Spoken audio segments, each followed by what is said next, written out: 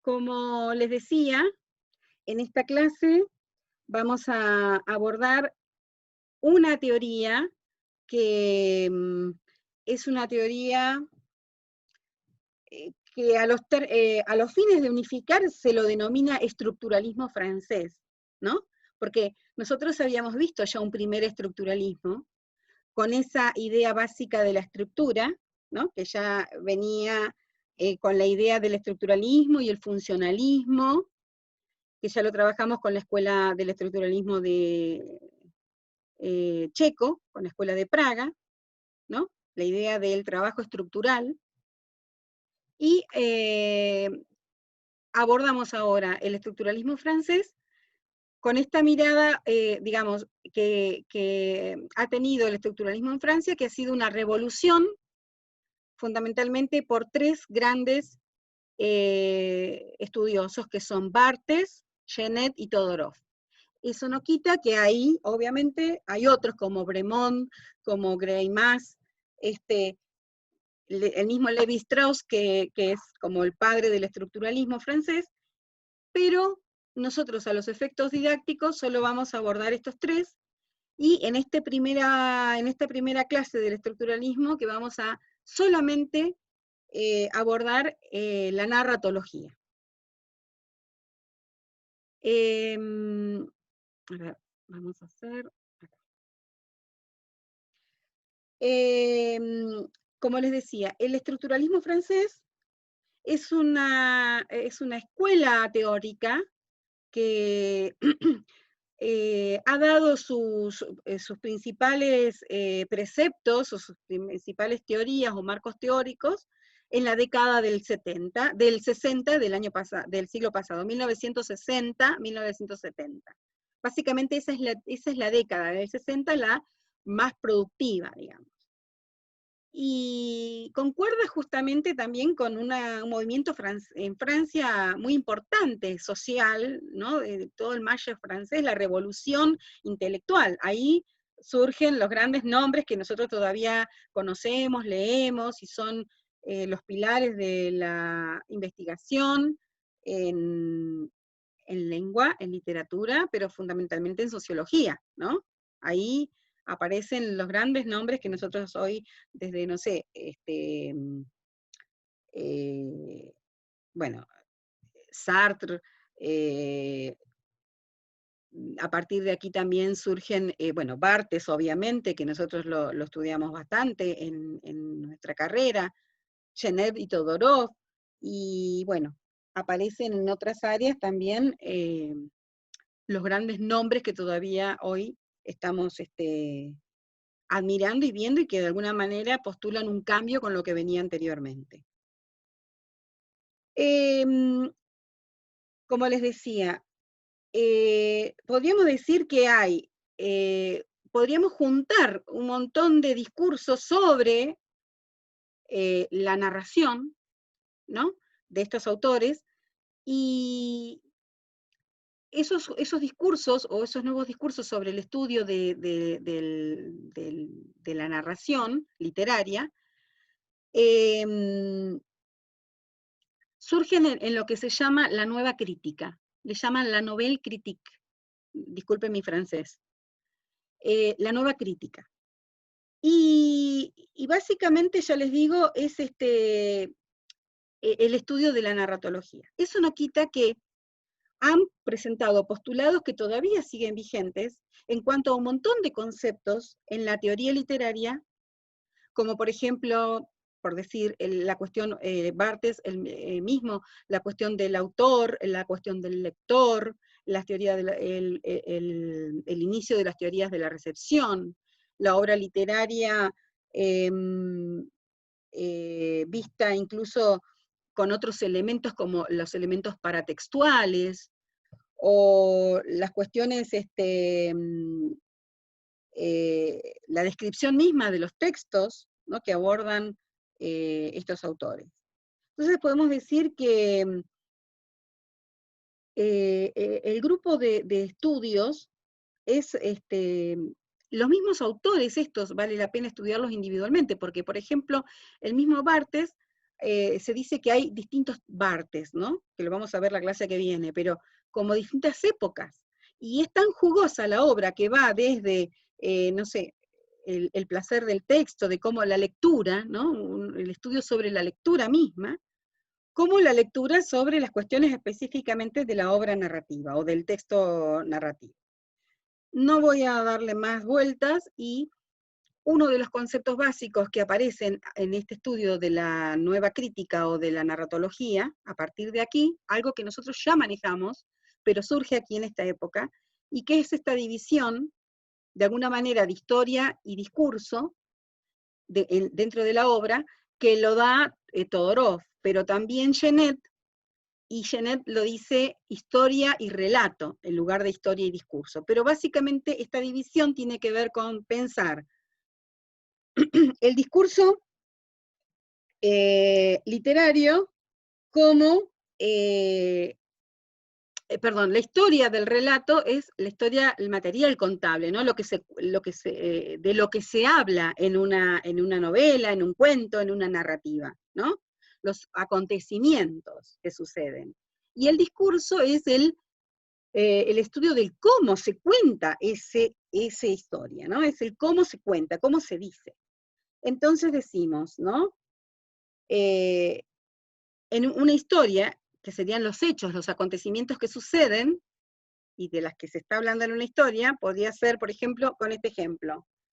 Javier reserva un billete para el Regional Madrid-Ávila, que sería un juego de fútbol donde están los dos equipos, Madrid-Ávila, de las 11 horas.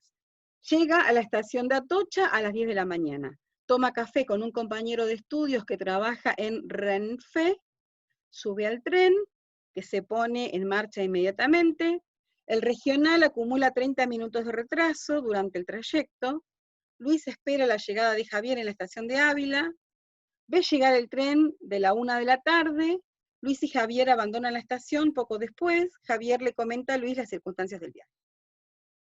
Bueno, esos son los hechos que cuenta un texto. Pero ¿cómo lo dice? Lo dice de esta manera. Es el texto, ¿cómo está dicho eso?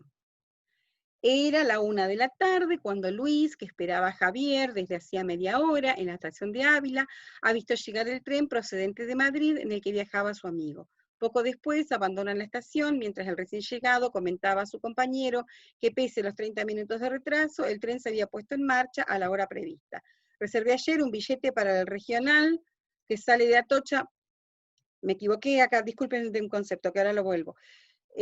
Ayer un billete para el regional que sale de Atocha a las 11, dijo Javier, aunque he llegado una hora antes a la estación para tomar un café con el compañero de estudios que ahora trabaja en Renfe. Aclaro algo, me equivoqué. Pensaba darles un ejercicio de un texto sobre fútbol y acá se me equivocó, pero no. Esto quiere decir el boleto es el boleto del tren el que tomo. Pero bueno, acá el ejemplo lo que muestra es la historia y cómo está dicha, cómo está contada esa historia, ¿no? Los sucesos o los acontecimientos, que sería la historia, y cómo está contado ese.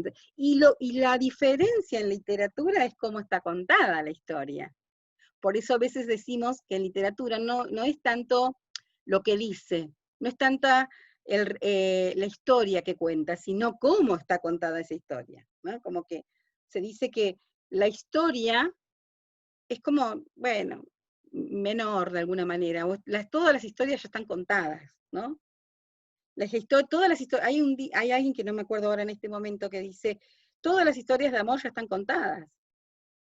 Ahora, cómo se cuenta esa historia es particular. Entonces, en el Romeo y Julieta de Shakespeare es una historia, pero en Los Pasos Perdidos hay historias de amor y es otra historia, ¿no? Y va cambiando, más allá de que la historia, ¿no? Entonces, es otra historia, me refiero a que es otra manera de contar esa historia. De hecho, hay un ejemplo, vamos a hacer un ejemplo, por ejemplo, con la historia de Caperucita Roja, ¿no? De un cuento maravilloso. La historia que cuenta Caperucita Roja está reescrita de alguna manera 1000 veces por otros miles de discursos. Una misma historia puede tener miles de discursos, ¿no? Miles es una manera de decir, N discursos diría yo, ¿no? La cantidad de veces que sea posible, es decir, se puede decir de muchas maneras. Esta es la diferencia básica y que plantea un punto fundamental para el estudio de la literatura, algo que antes no se había visto, ¿no? Bueno, en esta historia, en este estudio, entonces, cuando estudiamos la narrativa o las obras literarias, el estructuralismo francés estudia, por un lado, algunos elementos de la historia y por otro lado, algunos elementos del discurso. Barthes, que es en una de sus obras, en una de sus tantas obras, pero una obra paradigmática que es Introducción al relato estructural o el estudio estructural del relato, plantea como una cuestión de cómo analizar. Y esto ya lo habíamos visto, ¿se acuerdan? Antes. Porque acá recupera lo del formalismo francés, lo del formalismo ruso, perdón, ¿no?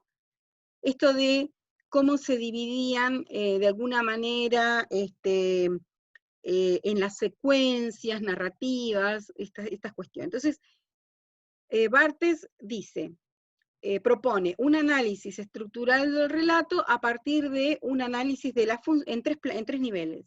El nivel de las funciones, que es esto que estamos diciendo recién, que yo les decía, ¿no?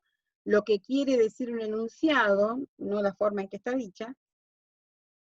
Las acciones, a otro nivel de las acciones, que está centrado en los personajes, pero no en el personaje en sí como una persona, un ser, sino como un participante, esta cuestión de los esquemas actanciales que nosotros habíamos visto también, y el nivel de la narración, que sería un nivel más amplio donde se ve la cuestión del autor, del receptor, del narrador, del oyente, ¿no? Entonces, ahora vamos a ver cada uno de esos niveles un poquito en particular.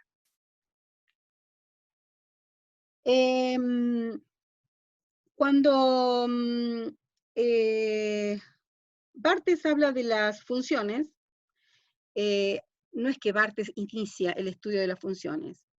Barthes se apoya en otro estructuralista francés que es Bremont, pero no nos daba el tiempo para ver a todos, y a ver, como este lo desarrolló puntual y es como que el que más se ha visto y se ve en este momento, entonces, en este momento en las escuelas inclusive, tomó a Barthes de referencia y no a Bremont, y Bremont a su vez lo toma del estudio de Prop, que es un formalista ruso, de la morfología del cuento tradicional, donde Prop proponía justamente el estudio de funciones, y llama justamente función a la unidad mínima de contenido, ¿no? Lo que quiere decir un enunciado, lo que lo constituye en unidad formal, y no la forma en que está dicha. Es decir, por eso no estamos en el plano del discurso, sino que estamos en el plano de la historia, es decir, lo que quiere decir un enunciado, la historia que quiere contar, la acción, el acontecimiento, diríamos, ¿no? Y no solamente es la acción, porque ahora vamos a ver que hay distintos tipos de funciones, dice Barthes. Las funciones pueden ser de dos tipos, ¿no? Depende de las relaciones que se establecen entre ellas. Entonces dice, ¿no? Por ejemplo acá, donde dice, si se dice que las hijas del subprefecto tenían un toro, sin insistir mucho, es porque ese toro tendrá luego una importancia en la obra. Bueno, ¿esto qué quiere decir? Quiere decir que si se enuncia un detalle en una obra, nunca se va a enunciar un detalle porque sí, ¿no? Siempre va a tener alguna relación en esa historia, ese toro que tenía la hija, algo va a pasar con ese toro después, porque si no, no estaría puesta en ese relato, porque dice, no existe ruido, ¿no? Entre paréntesis, entre comillas, ruido, es decir, no existe algo que se diga en un relato que no está dicho para nada, es decir, todo está dicho por algo, porque tiene alguna función, eso es lo que quiere decir de alguna manera. Por eso todo en el relato es funcional, todo significa algo en el relato, y dice que el arte no conoce el ruido. quiere decir que si se dice entonces esto en un primer momento, en otro lugar de la obra, o seguidamente, o más tarde, o más temprano, algo va a pasar, o algo va a suceder, va a haber una consecuencia de que la hija del superprefecto tenía un toro, ¿no? Por ejemplo. Entonces, la función es una unidad del contenido, es lo que quiere decir el enunciado. Las funciones establecen relaciones distribucionales, por ejemplo, en el caso de que las relaciones distribucionales son las relaciones que tienen importancia en la consecución de ese relato, ¿no? Por ejemplo, la compra de un revólver, ¿no? Si se habla de la compra de un revólver en un texto, tiene como correlato el momento en el que se lo utilizará, ¿no? Tiene que haber una consecuencia de esa primera función, ¿no? De la función esta. En ese sentido se dice que esas son relaciones distribucionales. Bueno, él analiza dos tipos de relaciones distribucionales. Unas que serían como las más importantes, por decirlo, ¿no? Él no dice que son más o menos importantes, eso lo digo yo. Que serían las funciones cardinales o núcleos, más o menos como lo que ya habíamos visto antes en el formalismo, donde no hay lugar para la alternativa, son zonas de seguridad, dice, descansos, aceleran, retardan, dan impulso al discurso, resumen, anticipa, a veces despista. Pero la función principal de las cardinales o de los núcleos es una función de mantener el contacto entre el narrador y el lector, es decir, en que el narrador y el lector está expectante de que algo va a pasar, ¿no? Son los núcleos, los principales, los que de alguna manera nosotros decimos resumen. En el almohadón de plumas, por ejemplo, ¿ustedes recuerdan el almohadón de plumas de Quiroga? ¿Lo tienen fresco? Es la historia, no sé si todos la tienen, pero sí, hermoso. Bien, elijo eso más o menos para ver los núcleos, es decir, son todas aquellas funciones que hacen que, como dice, que avance, que descanse o que siga, pero que son fundamentales, sin los cuales no podría haber narración, es decir, no podría haber ocurrido lo que ocurrió en el cuento, no puede seguir de alguna manera, no puede continuar. Sería como el esqueleto de un cuento, de una narración. Entonces, las funciones, los núcleos, las funciones núcleos del almohadón de plumas serían, por ejemplo, y estamos en el plano de la historia, no en el plano del discurso, por eso lo voy a decir como sería en la historia cronológica, ¿no? Con el tiempo de la historia, ¿no? Como sucedieron en la historia. Luna de miel, enfermedad de Alicia, el diagnóstico del médico, el avance de la enfermedad, las alucinaciones, el pronóstico desalentador del médico, la negación a que le arreglen la cama, por ejemplo, la muerte de Alicia y el descubrimiento del causante de la muerte, ¿no? Las funciones se resumen en una palabra o en una frase, ¿no? Pero se resumen así como los principales acontecimientos, sucesos, las principales funciones, digamos, los núcleos, que podríamos decir, hay otro término que se usa, Juliana, en el, ¿no? Secuencia narrativa. ¿Secuencias narrativas puede ser? Ahí está, bien, secuencias narrativas. Eso estaba pensando, secuencia narrativa, y siempre a mí la duda que me surgió, porque cuando uno le pide a los chicos la secuencia narrativa, narran las acciones con verbo. Entonces, la chica se enfermó gravemente, se casaron y pasaron una luna de miel. Y me acuerdo que el año pasado, en 5º grado, trabajando las clases de palabra, en combinación con la secuencia narrativa, les hice armar la secuencia narrativa de un cuento corto, pero sin utilizar verbos. Tenían que pasar los verbos a sustantivos. Me putearon a lo loco. Lo que tiene de bueno el sustantivo, pero eso es una cuestión semántica del sustantivo, ¿no? De alguna manera, es un atributo semántico, lo que hace es, de alguna manera, sintetizar más que un verbo, ¿no? El verbo me parece como que tiene esa característica, el sustantivo. Claro, yo lo que veía es como que ellos al tener que pasar, yo les di la estrategia de pasar del verbo al sustantivo, tenían que generalizar de alguna Claro, forma. Es eso es como lo que que tiene. tenían que nombrar la situación, y les Claro, costó muchísimo. En algunos casos súper prendió, y es el día de hoy que lo vuelven a hacer. En otros casos no, es una dificultad tremenda, pero me parecía eso, que estaba bueno para, de alguna forma, nombrar la situación. claro, y el nombre, como la palabra lo indica, el nombre es un sustantivo, ¿no? Claro, Digamos. exacto. Sí, sí, O sí, sí. una frase nominal, o un sintagma Claro, nominal, es decir, esa sí, sí, sería la sí. idea. Bueno, yo por eso también lo numeré acá, vieron las funciones como se las tenía anotadas aparte en un cuaderno, porque la verdad que tendría que haberlos puesto acá, pero no me di cuenta, no me avivé. Hoy No, no estaba importa, pensando, pero digo, esa es la forma correcta, con a sustantivos. ver, correcto o no correcto, eso es como se pueda, lo importante es que se puede identificar un núcleo, Claro, ¿no? bien, sí. Ese sería lo. Ahora, el ejercicio de abstracción mayor está bueno hacerlo, ¿no? Esto de hacerlo de una manera. Pienso que en un primer momento hacerlo de manera a través de verbos o de, o de oraciones con sujeto y predicado, lo que hacen es por lo menos identificarlo. Después si podemos abstraerlo, es como cuando te dicen, a ver, busquemos los temas, ¿no? También es otro Claro, problema en un cuento, en sí. una novela, ¿no? El tema también es otro problema. Pero es más bien semántico ese problema, más que morfológico, más que sintáctico, ¿no? Tiene que ver más con eso, me parece a mí. Sí, sí, sí, sí. Bueno, entonces, esos serían como los núcleos, las funciones núcleos, ¿no? Y después, dentro de las relaciones distribucionales, también aparecen las catálisis, dice, la, este, eh,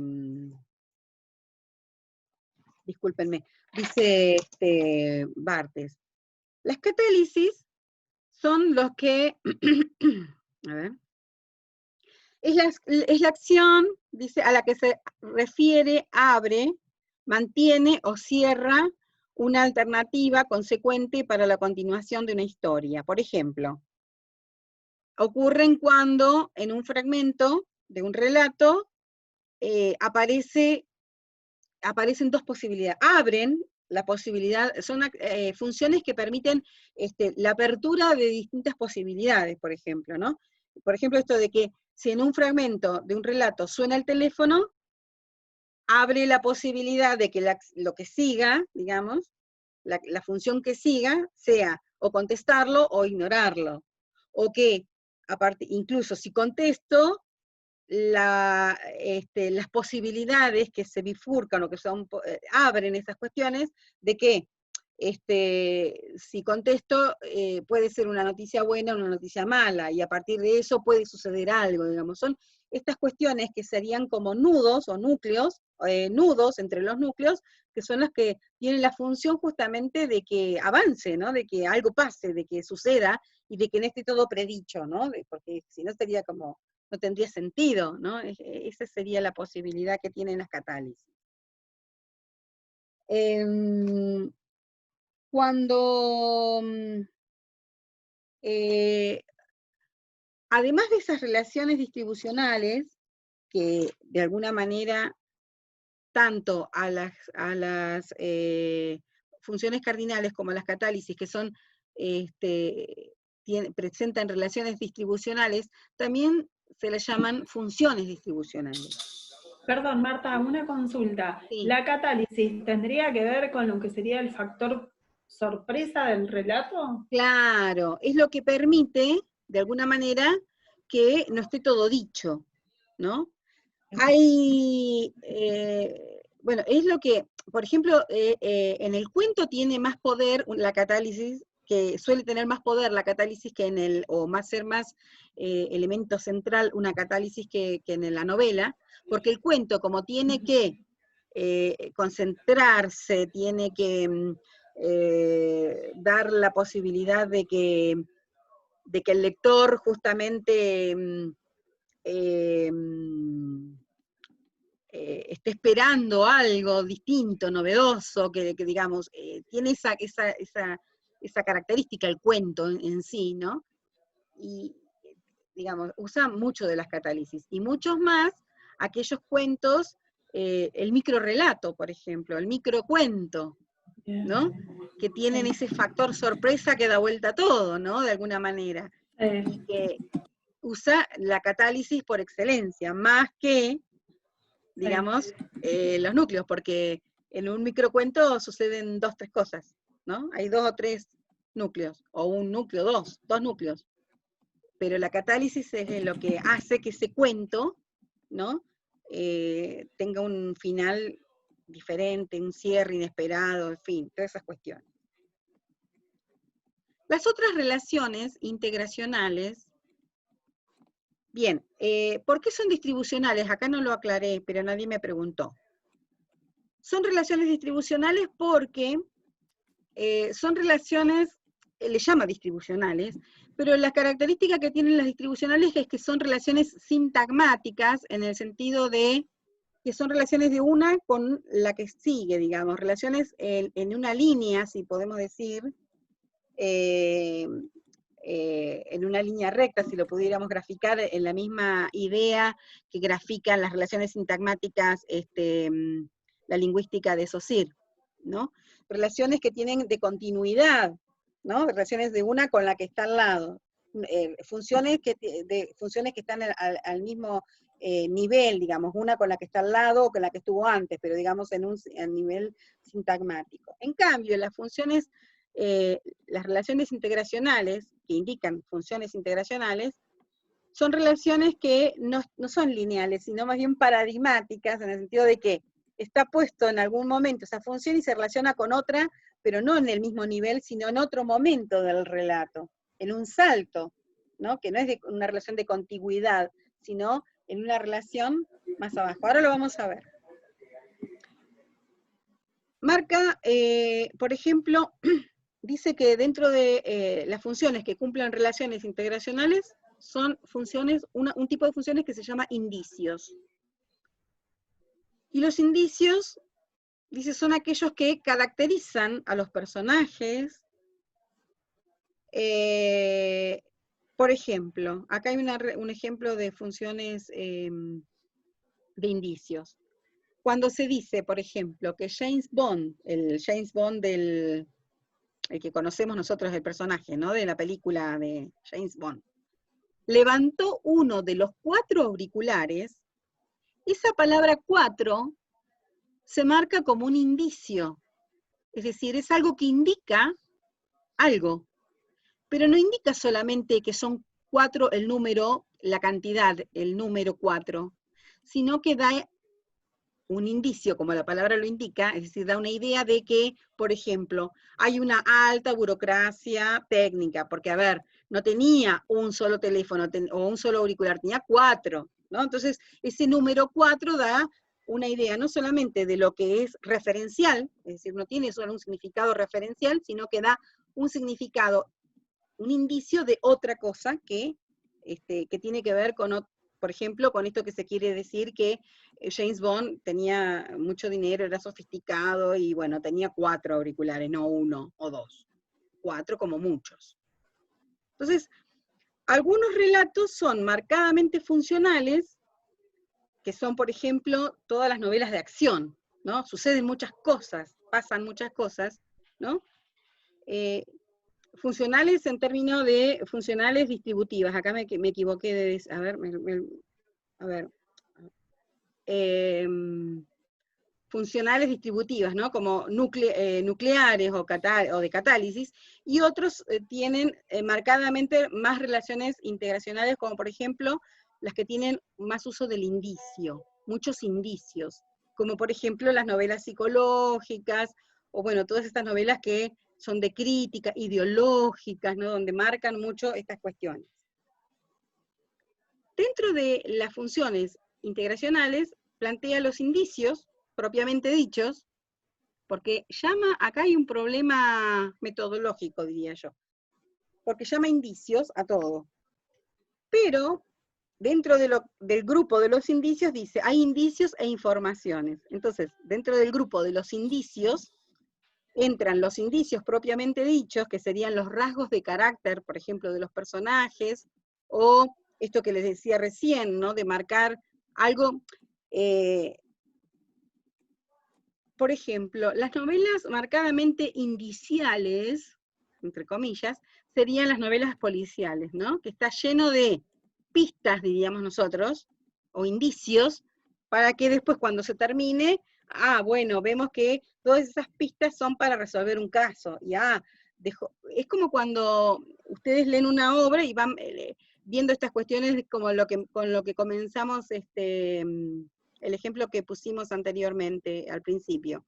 La hija del subprefecto tiene un toro, ¿no? Eso creo que dije. Bueno, y no habla más de eso, y sigue hablando de la hija, qué sé yo.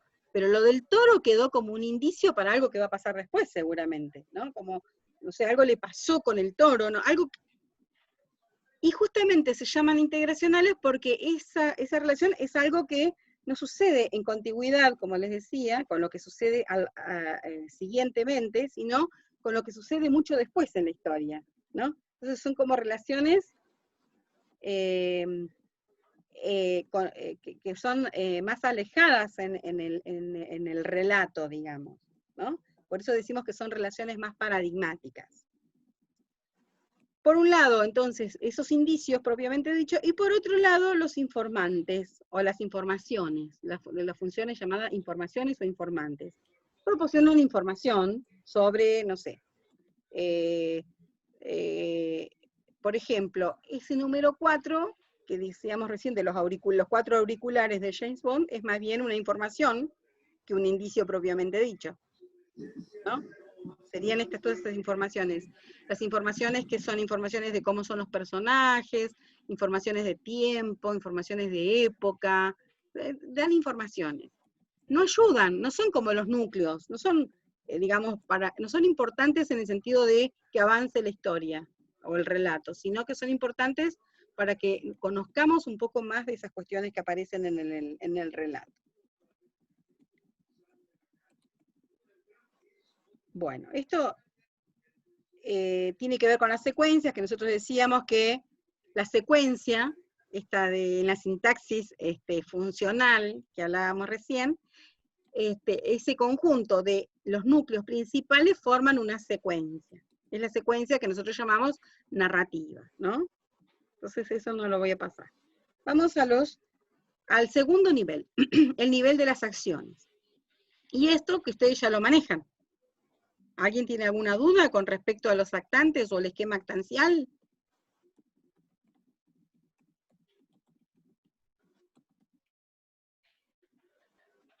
¿Lo manejan?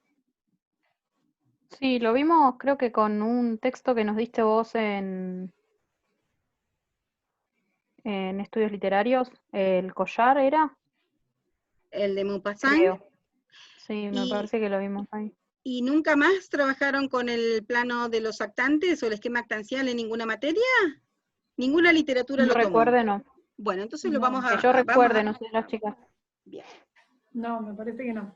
Al menos yo no. Bueno, esto sí es importante que lo sepan o que lo tengan claro. O sea, yo sé que lo saben, pero la idea es que lo tengan claro. Está igual en la clase online, pero lo vemos acá. Esto de las acciones es algo que lo toma Barthes, pero lo trabaja fuertemente otro estructuralista, que es Greimas. Y Greimas, entonces, lo que proponen es que en este nivel de las acciones está centrado, como decíamos recién, en la noción de personaje, pero una noción de personaje no como ser, como una persona de carne y hueso, digamos, un personaje como ser, sino más bien como participante en un conjunto de relaciones al interior del relato. Entonces aparecen estos actantes en pares de relaciones. Si bien clasifica 6 tipos de actantes, esos 6 tipos de actantes están siempre en ese esquema actancial relacionándose de a dos. Por ejemplo, relaciona el sujeto y el objeto, por un lado, el donante y el destinatario por el otro, y el ayudante y el oponente por el otro. Se dice que entre el sujeto y el objeto hay una relación de deseo. A ver si lo tengo más acá. No me di cuenta de ponerlo bien. Porque analiza los roles de cada uno de estos participantes en una relación de oposición binaria. Entonces se dice que entre el sujeto y el objeto existe una relación de deseo, una relación de búsqueda o de un propósito. Es decir, hay un sujeto en una relación, en una narración, en toda narración, porque lo que acá se busca, que no lo dije al principio, son universales narrativos de alguna manera, una gramática narrativa, es decir, que sirva para todas las obras, no una obra en particular, si bien tanto Barthes como Greimas y todo, Genet, Todorov, lo que hacen es estudiar con algún análisis de alguna obra en particular, pero es para dar categorías universales, ¿no? Entonces eso se podría trabajar con cualquier obra narrativa, ¿no? Entonces, siempre hay un rol de un sujeto, de un alguien, o de un participante, o de varios participantes, puede ser uno o varios, que desean a otro, en este caso llamado objeto, que quieren un objeto de deseo, o que lo buscan, o que lo tienen como un propósito. Por ejemplo, acá ustedes serían participantes en este relato, en este, podríamos decir, relato de del profesorado de lengua y literatura. Ustedes son sujetos que tienen como objeto de deseo recibirse de profesoras de lengua, ¿no? Entonces sería, ven que ahí no estamos hablando de personajes, porque ustedes sí son una persona en todo caso, pero recibirse de profesoras de lengua no es una persona, o sí sería una persona con determinadas características. No necesariamente tienen que ser el sujeto y el objeto, estos actantes, personajes como un ser, sino un participante. Dice que toda sintaxis narrativa funciona así. Siempre hay un sujeto que quiere un objeto de deseo, hay un donante y hay un destinatario. El donante, llamado también remitente, o también nosotros lo llamábamos destinador, ¿no? Él le pone el nombre de donante, pero es lo mismo, básicamente, que sería una relación de comunicación, se dice, que establece una relación de comunicación. El donante es quien le da o quien le otorga a ese sujeto el deseo o el propósito, digamos, de conseguir ese objeto. Y el destinatario es para quien ese sujeto desea conseguir ese objeto. Por ejemplo, en el caso, seguimos con este relato de ustedes, sujeto, y como objeto ser profesores de lengua. ¿Quién será el donante? ¿O quiénes serán o qué serán las cuestiones que hacen que ustedes quieran ser profesores de lengua? Bueno, son múltiples, cada uno tendrá su propio donante, o su propio destinador, diríamos, ¿no? ¿Quién motiva ese deseo de ustedes de querer ser profesores? Pueden ser ustedes mismos, puede ser las ganas de ustedes que tienen de dar clases de lengua, o de ser profesores de lengua, o, no sé, algún mandato familiar, no sé, cada uno se verá cuál será aquello que hace que ustedes tengan el deseo de tener ese objeto, de lograr ese objeto, ¿no? Ese objetivo. ¿Y el destinador es para quién? En el caso del relato tradicional, clásico del héroe, el típico del cuento tradicional, que es el héroe que salva a la princesa, ¿no? Que va a buscar a la princesa, el sujeto sería el héroe que quiere salvar a la princesa, el objeto de deseo es salvar a la princesa, o buscar, encontrar a la princesa. El donante es el rey que manda al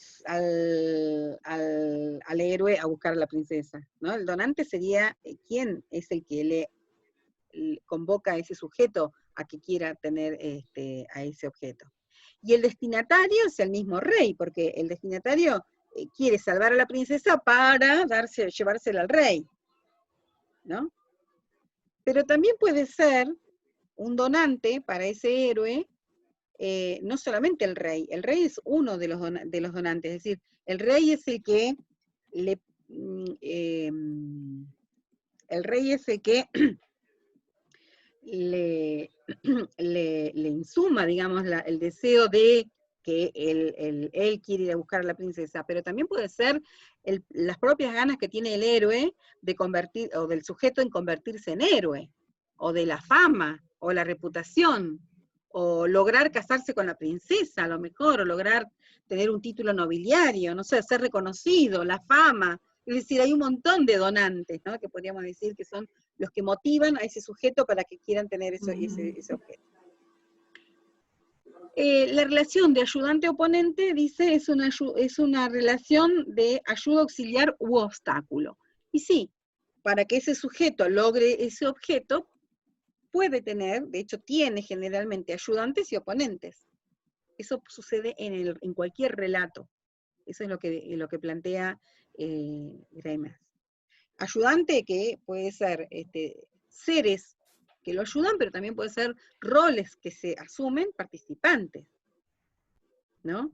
En el caso de ustedes, ¿qué serían ayudantes? Sus familias, personas de carne y hueso, pero también puede ser su propia voluntad que las ayuda, su propia organización también que las ayuda, su propia comprensión lectora, que hace que les sea más fácil poder lograr ese objeto que es recibirse, ¿no? Porque entonces como comprenden, leen rápido, ven un montón de cosas, bueno, también puede ser una mamá, o un esposo, o un hijo que ayuda materialmente para que ustedes puedan recibirse. Y el oponente son todas aquellas fuerzas, diríamos, negativas que hacen que obstaculicen esta cuestión, ¿no? El trabajo, los chicos, la cantidad de gente, nosotros mismos a veces cuando no estamos muy motivados porque tenemos un problema más bien de depresión o de angustia o de, bueno, un montón de cosas que hacen que, o la cantidad del tiempo, no sé, que hace que les complique la vida recibirse de profesoras de lengua y literatura, ¿no? Ya vemos que el coronavirus no, porque seguimos dando clases y bueno, lo vamos a lograr. Eso no, pero igual, ¿no? Se puede manifestar oponente. Bueno, eso sería como el esquema actancial que ocurre en todos los relatos. Cuando hacemos un esquema actancial, podemos proponerlo como un esquema actancial completo de la obra completa. Ahí tenemos que hacer una abstracción muy grande para hacer una síntesis general, pero también lo podemos hacer por partes, ¿no? Fragmentos de la obra. Partes es uno de los estudiosos que más ha trabajado el fragmento, ¿no? La fragmentación, pero no solamente de los relatos, sino a nivel más bien filosófico, ¿no? del fragmento. Después vamos a verlo en la clase que viene, a lo mejor un poquito más sobre el fragmento. Pero, digo, también pueden hacer un esquema actancial de cada capítulo de una novela, porque, ¿no?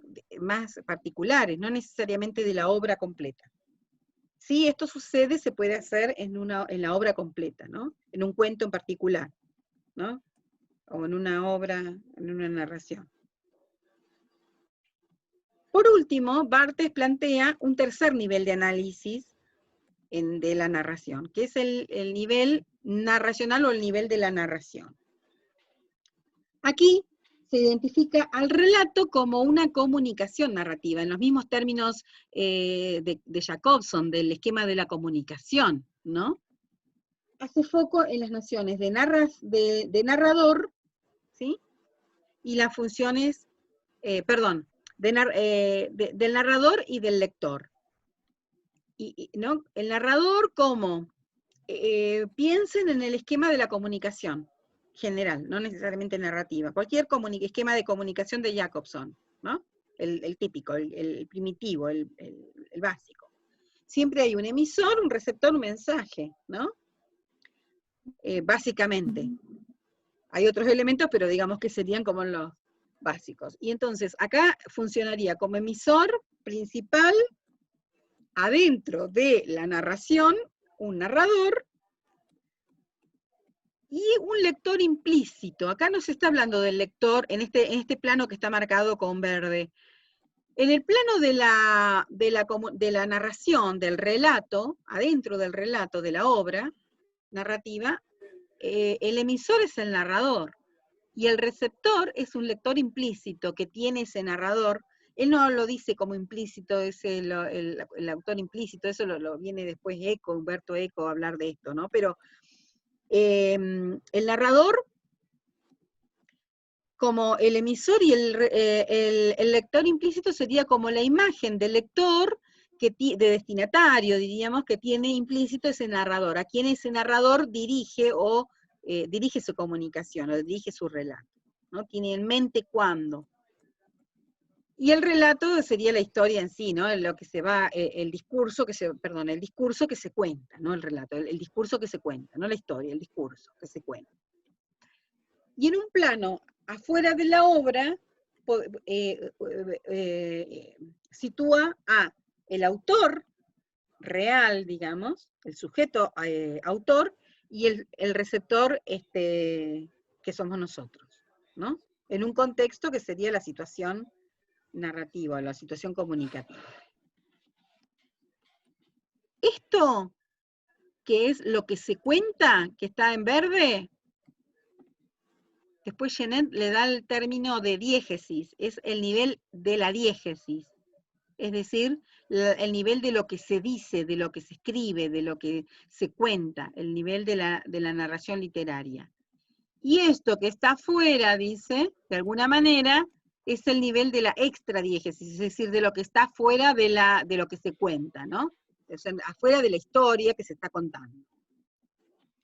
Pero eso lo vamos a ver un poquito más adelante. El otro, dentro de la narratología también se propone estudiar esto que dice, no estaba tan lejos, acá estoy. Disculpen porque se ve que hoy ando medio, vieron para explicar, pero ustedes córtenme cuando lo vean, que estoy divagando mucho.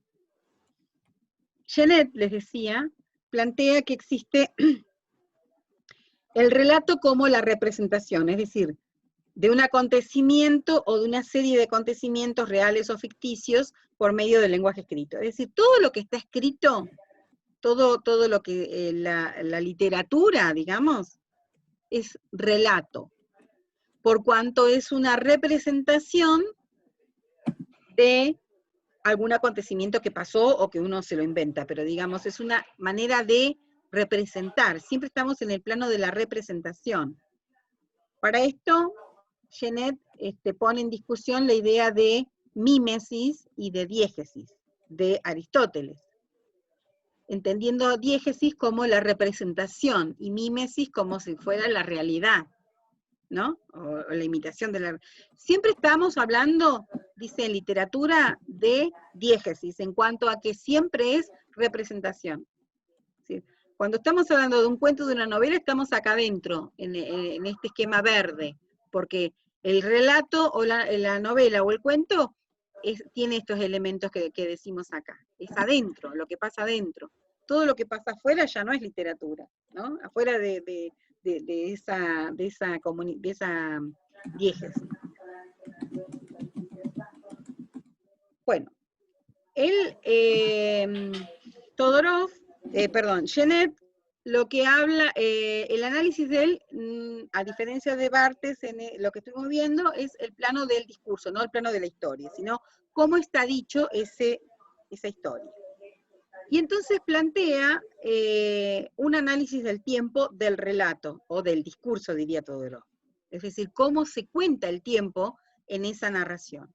Esto creo que lo hemos visto también, y ustedes ya lo manejan, a estos conceptos de prolepsis, analepsis y anacronías.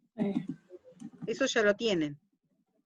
Saben cómo se cuenta, ¿no? Si es anticipado, si se cuenta algo que va a ocurrir posteriormente, pero se anticipa en este punto de la narración que se está contando, se cuenta de algo del futuro, estamos diciendo que hay prolepsis. Y contamos algo de lo que ocurrió antes, se llaman analepsis, es decir, se van para atrás en el tiempo, saltos, y las anacronías son aquellas que hay un divague, que es bastante atemporal, diríamos de alguna manera, porque no son ni prolepsis ni analepsis, no se sabe muy bien en qué momentos están de la historia, ¿no? Como que hay saltos disruptivos temporales. Eso es en cuanto al orden del tiempo.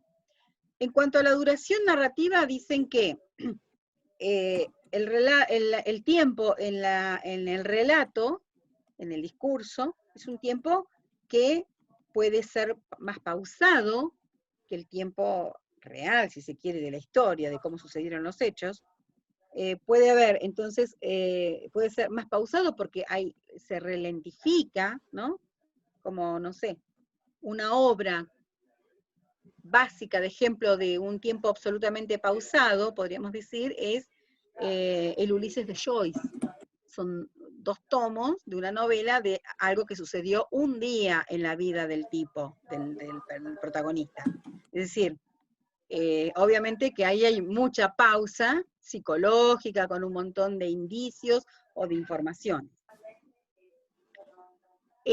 Otro elemento para modificar la duración del relato con respecto a la duración de la historia es la escena dialogada. Y en este caso dice que es el único caso en el que podría haber una coincidencia entre el tiempo de la historia y el tiempo del relato, porque es el diálogo entre los personajes, por ejemplo. Cuando se dialoga, las escenas donde hay diálogo, podríamos decir que es el tiempo que parece que fuera el mismo tiempo del acontecimiento, ¿no? De lo que sucede en un acontecimiento. El sumario, Entonces, cuando por se ejemplo, hace... ¿Cómo? Perdón, Marta. Entonces, por ejemplo, el teatro estaría dentro de lo que sería esta parte de la escena. Claro. Lo que pasa O sea es que no es narración. eso te iba a decir, no es género narrativo. Acá estamos solamente hablando de la narración, ¿eh? Las novelas. Pero, por ejemplo, el Martín Fierro.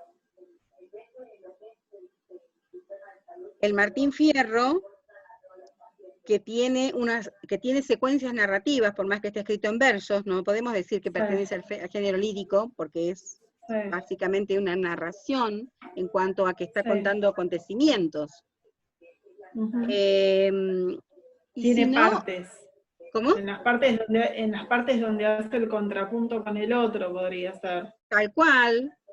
O en cualquier parte de una novela o de un cuento donde hay diálogo entre los personajes. El diálogo.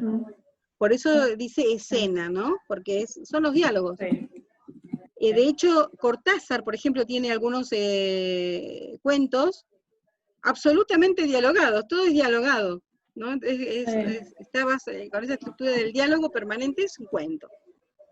Bueno, el sumario, otra de las artilugios, digamos, que puede usar el relato en cuanto a modificar la duración, que es cuando, obviamente, se hace una síntesis o un resumen rapidito de todo lo que sucede, ¿no? Entonces, en un párrafo se cuentan lo que sucedió en 10 años de la vida de alguien, ¿no? Entonces, eso es un sumario. Y la elipsis, que es otra estrategia para modificar la duración, que consiste obviamente en no contar nada, saltar directamente, y bueno, 10 años después pasaron tal cosa, y bueno, listo, ¿qué pasó en esos 10 años? No se dice, elipsis. La otra cuestión del estudio del tiempo es la cuestión de la frecuencia narrativa.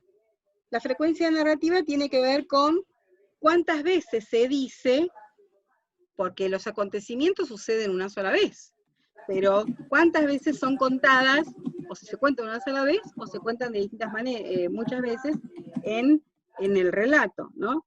Entonces, estoy buscando, porque no me quiero perder mis apuntes para no perderme.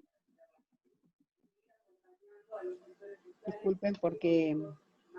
Acá. Bien. Entonces, dice que un relato puede ser singulativo cuando sucede el acontecimiento, hay un acontecimiento y es contado una sola vez. Que eso es lo más tradicional, el cuento o la novela más tradicional. Sucede eso, ¿no? Lo más habitual o de la novela más tradicional o el cuento más tradicional. El relato repetitivo él lo formula con una fórmula que dice NR, es decir, hay varias veces se cuenta en el relato algo que sucedió muchas veces. Entonces, contar N veces lo que ha pasado N veces, ¿no? Obviamente, si es algo que sucede varias veces, no sé, todos los días sale a pasear en bicicleta por, no sé, por Esquel. Bueno, entonces Por se cuenta una ejemplo, sola... en Dr. Jekyll y Mr. Hyde, hay un hecho que se da en la última parte, que por un lado es contado por Mr. Utterson, que era el amigo de Jekyll, y después es contado por el mismo Jekyll. Bien. O sea, ahí sería repetitivo. Ahí es repetitivo. Iterativo. ¿Por qué? Porque ahí algo que ocurre una sola vez es contado varias veces, ¿no? Sí. Bien. Sí. Para el repetitivo hay dos posibilidades. O lo que vos estás contando, es decir, el hecho aconteció una sola vez, pero es contado más de una vez, o, que es el caso que estás contando, y es el caso también de Crónica de una muerte anunciada, por ejemplo, ¿no? Santiago Nazar murió una sola vez, pero lo cuentan de 20 veces, cuentan, ¿no? Cómo murió. Sí. Bueno. Y la otra posibilidad es que suceden muchas veces y se cuentan muchas veces. Ahí también se dice que es repetitivo.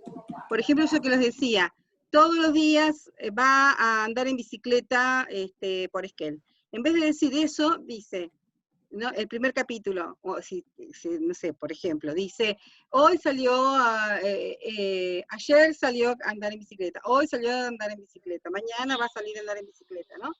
Algo que sucede varias veces y es contado todas las veces, no hay una elipsis y tampoco un sumario, se cuentan todas las veces. Bien. Y la última posibilidad es del relato iterativo, dice. Esto consiste en que una sola vez se cuenta lo que sucedió muchas veces. Por ejemplo, si todos los días sale a andar en bicicleta, no dice, hoy salió a andar en bicicleta, ayer salió a andar en bicicleta, antes de ayer salió a andar en bicicleta, sino que se dice, todas las mañanas sale a andar en bicicleta, ¿no? Se cuenta una sola vez algo que sucede muchas veces. Bueno, eso sería con respecto al análisis del tiempo. Y la otra cuestión es el análisis del modo, le llama él, o la focalización narrativa. El estudio de la voz, bueno, perdón, el estudio del modo o la focalización. Esto que tiene que ver con quién ve lo que se cuenta. Lo que se está contando ahí es desde qué punto de vista, diríamos, o desde qué perspectiva se está contando eso que se está diciendo. Entonces identifica los relatos no focalizados, donde no se observa desde qué punto de vista se está contando, que pareciera que es una única posibilidad de ver, como en un primer plano, diríamos en términos cinematográficos, porque no se ve cuál es la focalización, desde dónde se está mirando. Pareciera que fuera neutro la manera, ¿no? Como que, no, es la única posibilidad. Que ese es el relato tradicional, básicamente, de la novela del siglo XIX, fundamentalmente, ¿no? O muchas novelas que son así. Después dice, el relato de focalización interna, es decir, es alguien que está dentro de la diégesis, es decir, adentro del relato, que cuenta desde adentro de eso, de que lo ha visto, es decir, como alguien que puede ser la mirada de un personaje, o la mirada de varios personajes, pero alguien que está viviendo esa situación que está contando. Lo ve desde adentro. Y el relato de focalización externa es la mirada de alguien que está afuera y que no participa de esos acontecimientos. Nosotros diríamos, ¿se acuerdan? La focalización externa, alguien, bueno, un narrador que no participa de esa historia, como que no, está mirando como si fuera, no sé, el vecino que espía por la ventana lo que está pasando afuera, que está contando lo que está sucediendo, ¿no? El relato. Bueno, eso es en cuanto al modo. ¿no? Y después, otro aspecto que tiene en cuenta Genet es, y que tiene que ver con el modo y la focalización, ya estamos dentro de la figura del narrador, porque es de quien cuenta y quién ve lo que se cuenta, ¿no? Es más, a veces no es la mirada del narrador, a veces no es la focalización del narrador, a veces el narrador está contando, pero teniendo en cuenta la mirada de un personaje, de cómo piensa un personaje a lo mejor, ¿no? Es lo que ustedes estuvieron viendo de alguna manera cuando vieron en el análisis de Bakhtin, la ideología, ¿no? Por ejemplo. En ese sentido con qué anteojos, como ideología entendida como los lentes a través de los cuales se ve algo, ¿no? Desde el punto de vista de un personaje o desde el punto de vista del mismo narrador, digamos. La cuestión de la voz, del análisis de la voz narrativa, tiene que ver con quién habla, quién está narrando, y también de quién está narrando ese que está narrando. Entonces dice que, bueno, esto tiene que ver con una relación entre el narrador y lo que está contando, ¿no? Y acá les había puesto la idea de la diégesis, de que la diégesis es contar el mundo ficticio en el que ocurren las situaciones y acontecimientos narrados, ¿no? Contar. La diégesis es el cuento, ¿no? Cómo se cuenta. Y entonces decimos que hay un relato heterodiegético cuando el narrador dice, hablo de ti, es decir, no habla de él, sino que habla de otros. Y un relato homodiegético cuando el narrador habla de sí mismo, ¿no? Entonces él dice, yo hablo de mí. A su vez, dentro de los homodiegéticos, puede ser que el narrador sea autodiegético. ¿Qué quiere decir esto? Que él habla como personaje principal, por eso como héroe. Porque el narrador puede hablar de sí mismo, pero siendo un personaje secundario o algo exterior, o digamos, alguien que no tenga el protagonismo. Pero cuando es protagonista, el narrador, se dice que el relato es autodiegético. Y en este sentido de las diégesis, establece dos niveles. Como les decía, que podríamos volver al esquema del nivel narrativo de Barthes, el nivel intradiegético o el nivel diegético, que es el relato que nace, ¿no? En el relato mismo, y un nivel extradiegético que sería todo lo que está fuera del relato, es decir, todo el proceso de producción de ese relato. Por ejemplo, la situación en el nivel extradiegético, podríamos decir, está el autor real, que quiere escribir un libro, o un cuento, una novela, para no sé, la editorial, y bueno, todos esos procesos de producción de ese relato. Pero todo lo que sucede adentro es un nivel intradiegético o la diégesis misma.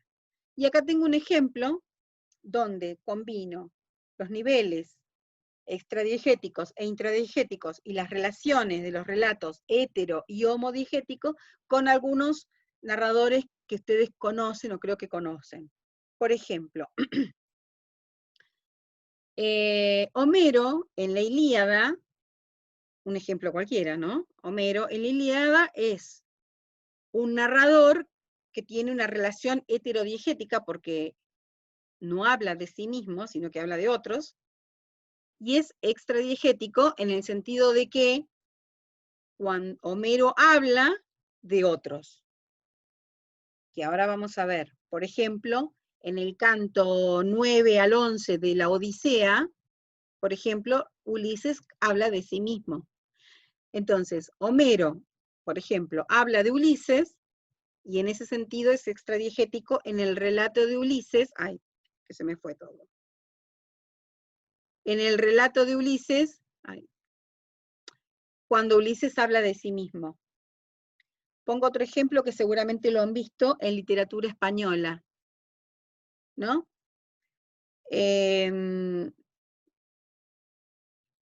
El narrador en el Quijote es un narrador que no forma parte de la historia, es heterodiegético, ¿no? O sí, Cervantes en algún momento sí forma parte, pero por momentos no. Y cuando Cervantes habla, por ejemplo, de Don Quijote, o sea, el narrador habla de Don Quijote, y adentro de la historia de Don Quijote vieron que hay novelas o relatos incluidos, y allí mismo hay otro narrador que habla de otros personajes, ¿no? Hay otra diegética. En ese sentido, decimos que ese narrador es extradiegético con respecto a otras narraciones internas. En el caso de Sherezade, de Las Mil y Una Noches, por ejemplo, es heterodiegética, el relato es heterodiegético, porque en un relato donde hay alguien que no habla de sí mismo, sino que habla de Sherezade, que además Sherezade forma parte de la historia, ¿no? En ese sentido es intradiegético. Un ejemplo de homodiegético sería el narrador de los pasos, el protagonista de Los Pasos Perdidos, por ejemplo, porque es uno que habla de sí mismo. Es más, es autodiegético en el sentido de que él es el personaje principal, ¿no? Bueno. Esto de la diégesis está, fíjense, bien desarrollado, o por lo menos está más desarrollado en la clase explicativa del aula virtual. Y el otro elemento que proporciona Genet, que no quise dejar de ponerlo, que por ahí no es tan analizado, no es tan interesado, depende, a veces analiza, o sea, cuando hacemos un análisis integral, estructural de una novela o de un cuento, más que nada tenemos en cuenta lo anterior, lo que estuvimos viendo anteriormente, ¿no? Las funciones, los actantes, esto de cómo es el narrador, cómo es el relato o el uso del tiempo en la narración. Pero también Genet proporciona esta modalidad narrativa o los modos de contar, cómo se cuenta. ¿Cómo cuenta el narrador? El narrador puede contar con un discurso indirecto, es decir, contando lo que dicen otros, ¿no? Dijo que, el discurso indirecto, ustedes eso, no sé si lo vieron en gramática quizás, o en el sistema de la lengua, no sé. Esto de el discurso directo sería el discurso, la voz misma de los personajes, o sea, dijo, dos puntos, comillas, tal cual dijo el otro, ese sería el discurso directo, la voz del otro directamente, y después discurre entre el uso del directo libre o el indirecto libre. El discurso directo es el diálogo, concretamente, o cuando dice, fulanito dijo, dos puntos, comillas, ¿no? Tal cual lo que dijo con la voz del otro, tal cual. El discurso indirecto es entonces es el narrador el que dice lo que dijeron los personajes o lo que dijeron otros. El discurso directo libre se dice directamente lo que dicen los personajes, pero sin el verbo introductor, sin decir, dijo, dos puntos. Ninguna marca gráfica. Entonces, es más difícil de observar porque ustedes saben que son palabras de otros y no son palabras del narrador. Pero lo saben porque son las palabras que ya utilizó el narrador. ¿Me entienden? No sé si me explico. Es decir, saben que el narrador no diría eso, no son palabras de él, son palabras... ¿Vieron cuando los chicos le dicen, no sé, antes por lo menos a mí los chicos en secundario me decían, si yo quiero estudiar porque quiero ser alguien en la vida? ¿Vieron? Ser alguien en la vida, para mí es un discurso directo libre, porque ¿quién dice eso? Eso le dijeron los padres, a mí, porque es la voz de los padres eso. Siempre yo los hacía pensar porque si vos ya sos alguien en la vida, no tenés que estudiar, ni trabajar, ni dormir, ni nada para ser alguien, porque ya sos alguien. No es que para ser alguien, no sé, ese es un dicho y más de la voz popular o de los padres, ¿no? Entonces ahí yo veo la voz de los padres en los hijos. Entonces cuando vos decís, ¿esas son palabras del otro? ¿No son palabras tuyas? ¿Pero las decís como si fueran tuyas? Bueno, eso es un discurso directo libre. Los dichos ¿Cómo? también sería un indirecto, los dichos populares. Claro, porque ustedes no dicen cómo, a veces dicen, como se dice y lo dicen, ¿no? Habitualmente, claro. Como se dice habitualmente, 2 puntos, comillas, y dicen. Pero generalmente ustedes se apropian de esa voz que no es de ustedes, sino que es de, no sé, del colectivo cultural, ¿no? Y el discurso indirecto libre es una forma intermediaria entre el discurso del narrador y el del personaje, donde sí hay alguna contaminación gramatical y semántica. Quiere decir que es un poco lo que dicen otros, un poco lo que dicen otros y un poco lo que dice el narrador, ¿no? El narrador se apropia, pero no textualmente de lo que dicen otros, sino de alguna manera parafraseándolo, diríamos, ¿no? De la voz del otro. Yo hoy tengo un discurso indirecto libre, porque lo que estoy haciendo no es lo que yo digo sobre la narración, sino que yo estoy contándoles lo que dicen Genet, lo que dicen Barthes, lo que dicen, etcétera, y entonces un poco digo lo que dice Marta, pero mucho digo lo que dice Genet y Barthes, y ustedes nunca se enteraron cuándo lo dice Marta y cuándo esté como mezclado y contaminado, ¿vieron? Hay partes que dice Marta y hay partes que son las que dicen Genet y Barthes, y yo no digo, como dijo Barthes, y digo textualmente en un discurso directo lo que dijo Barthes, sino que estoy diciéndolo de más o menos con mis palabras, pero ojalá yo hubiera querido armar una teoría literaria, pero no es mía, la teoría es del otro, entonces ahí es donde, bueno, y eso sucede muchas veces en las monografías o en los ensayos académicos. El problema grande es cuando es esto de cómo contar la voz del otro. Es decir, cuándo separar las voces narrativas, o las voces que están argumentando, o las voces que están construyendo ese relato. Para diferenciar bien cuál es la voz del que está escribiendo, diferente de la voz de la novela que está analizando, diferente de la voz del teórico que está, de la teoría que quieren aplicar en el análisis de esa novela. Y eso es el problema, por ejemplo, muy grande que tienen en primer año, los chicos de primer año en todas las carreras, acá y en la UBA y en todos lados, que es la diferenciación de las voces o los modos, la modalidad de cómo contar, porque se les mezcla. Y a veces ahí, cómo separar lo que digo yo de lo que dice Bastín, de lo que dicen los pasos perdidos, ¿no? O, digamos, entonces, son distintas maneras académicas que tenemos de cómo contar, que las comillas, que la cita al pie, que la referencia, que, bueno, todo ese tipo de cosas para contar esta diferencia de voces, y son modos o modalidades narrativas, ¿no? Eso sería, más o menos.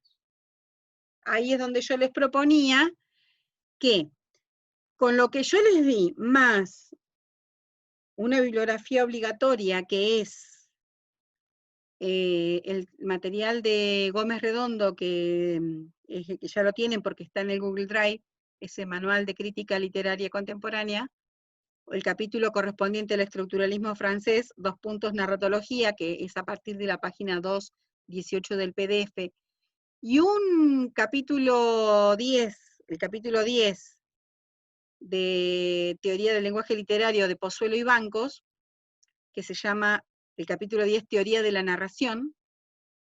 Lo que hace Pozuelo y Bancos es un material viejo, pero lo que hace es presentar bien la teoría de la narración en el español, porque estos son franceses, así que lo que hace es, hasta con ejemplos en español, etcétera, está muy, muy bien, mejor contado de lo que yo pude darles hoy en la clase, y de lo que le pude dar en la clase virtual también.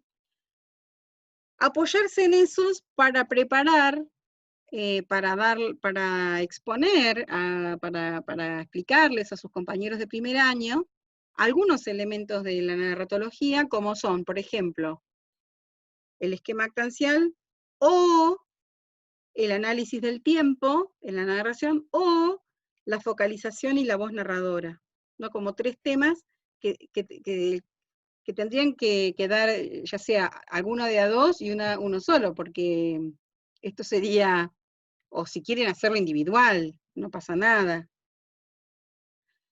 Si quieren hacerlo individual, les puedo proponer también ahí agregarles, a ver, ahí puedo agregarles las funciones, que podría ser otro tema, las funciones, y bueno, no sé, ahí tenemos 4 y bueno, no sé, ya se me va a ocurrir algo más. Para, bueno, hacerlo por Zoom, o, bueno, sí, hacerlo por Zoom en una próxima clase, invitar a las chicas, y si ustedes no quieren hablarlo como, o lo dicen como dando la clase, como estoy yo ahora, o lo hacen a través de un video, donde están explicando esos temas.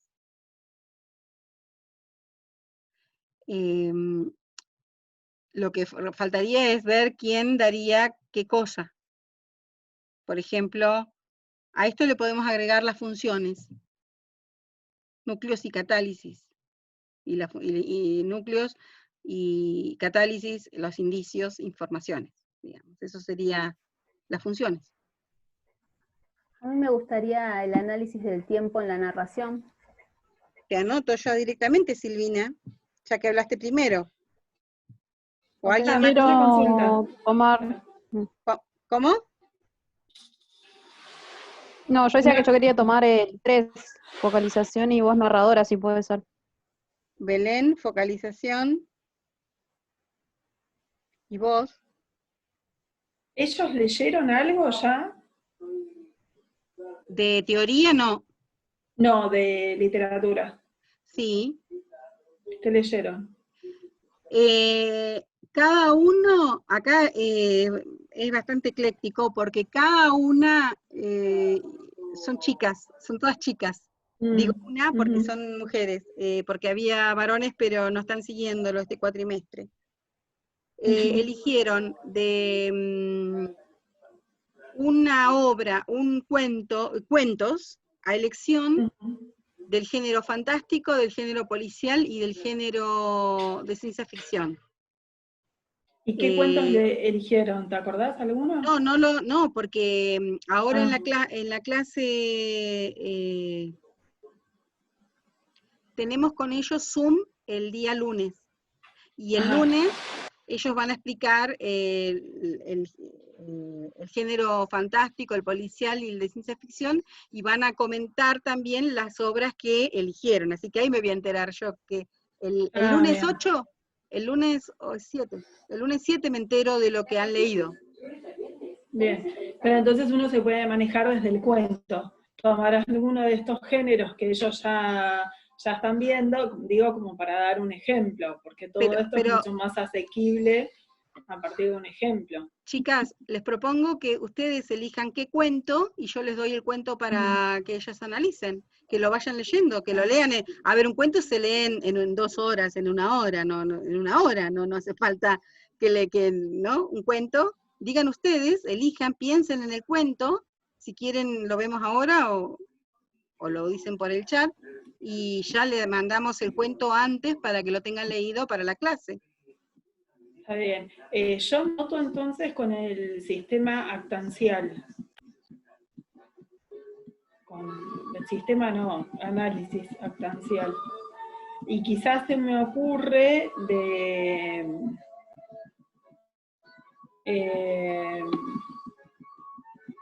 pasa que no hay mucho, estaba pensando en Axolotl